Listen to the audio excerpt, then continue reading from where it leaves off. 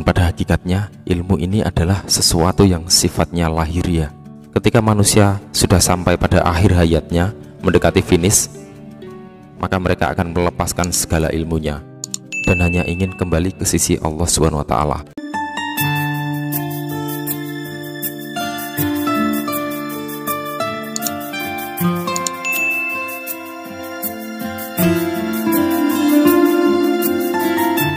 Assalamualaikum warahmatullahi wabarakatuh. Bismillahirrahmanirrahim. Alhamdulillah, bertemu lagi dengan Syekh Jati Channel. Dalam tema video kali ini tentang ilmu cahaya tauhidullah. Sesuai pada video selanjutnya, ini akan saya lanjutkan. Nanti akan aku sertakan link dari video tersebut di dalam deskripsi video ini. Para sahabat semua, seperti yang sudah dijelaskan di dalam video sebelumnya, bahwa ilmu kita golongkan menjadi 5: ilmu khodam, ilmu jin, ilmu kejawen atau ilmu perahyangan atau perdanyangan, kemudian ilmu keyakinan, dan ilmu tauhidullah. Dan saat ini kita buka ilmu cahaya tauhidullah, yakni ilmu cahaya ini menurut saya sudah mampu menerangi jiwa dan raga manusia, sehingga dengan cahaya yang terpantul dari cahaya Allah mampu melindungi diri kita dari kegelapan lahiriah maupun batiniah. Seperti apakah ilmu tersebut? Para sahabat semua, sebuah cahaya pada hakikatnya adalah mampu mensugesti untuk memperteguh keimanan manusia. Maka di dalam beragama atau berketuhanan, di dalam Islam menyebutnya syahadat, yakni aku bersaksi tiada Tuhan selain Allah dan aku bersaksi sesungguhnya Muhammad itu adalah utusan Allah. Para sahabat semua, pasti dengan kalimat tersebut tidak begitu asing, sebuah kalimat pensaksian ya. Jadi bukan hanya sekedar membaca, harus benar-benar bersaksi. Mari kita urai sedikit. Kita mulai dengan masuk pada beberapa poin yang sangat dekat dengan Allah Subhanahu wa Ta'ala. Yakni yang pertama adalah nafas dan hati. Dari sudut pandang anasir, adalah anasir udara, yakni salah satu unsur terbentuknya manusia, yaitu yang ada pada nafas. Nafas dan hati adalah salah satu pintu terdekat antara manusia dengan Tuhan. Hal ini sudah pernah aku share dalam sebuah video yang berjudul Rahasia Nafas Terdekat dengan Allah Subhanahu wa Ta'ala, dan juga dalam judul Zikir Hati yang Sebenar-benarnya. Silahkan simak video tersebut untuk melengkapi wawasan di dalam video ini. Nanti aku sertakan link video tersebut di dalam deskripsi video ini.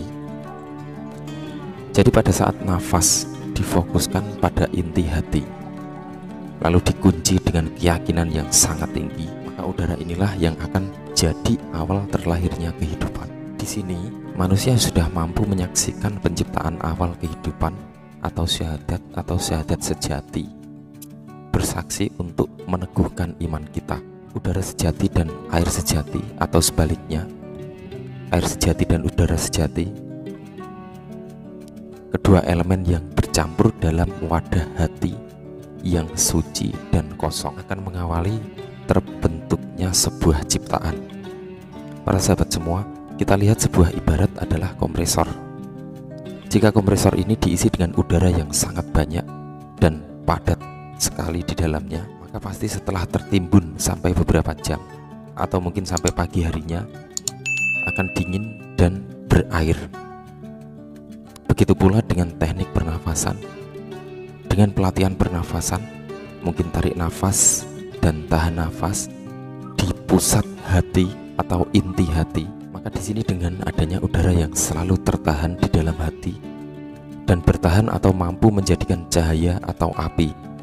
Dengan sifat dari api tersebut adalah menerangi atau hidup, sehingga sama seperti kehidupan di dunia.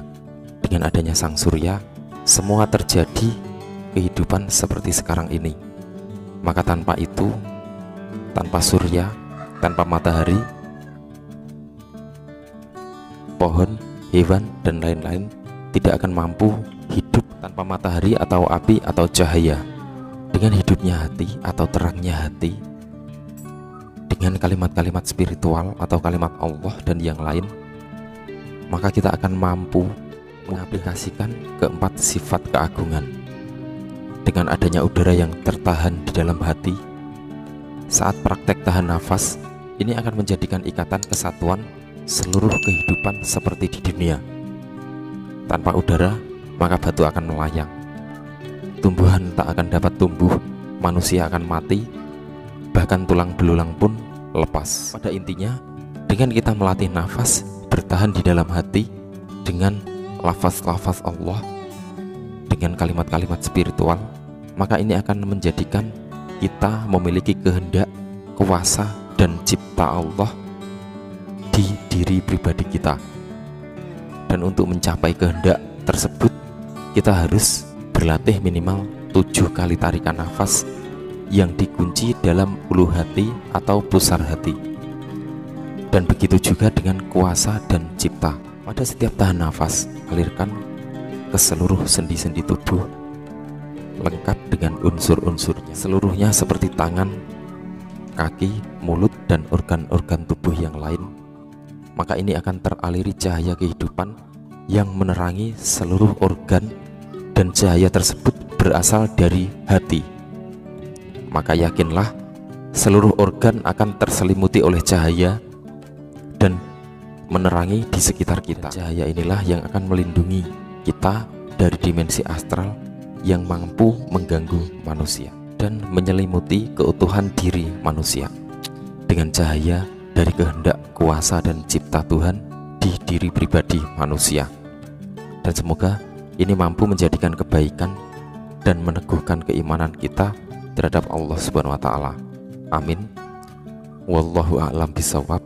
Wassalamualaikum warahmatullahi wabarakatuh.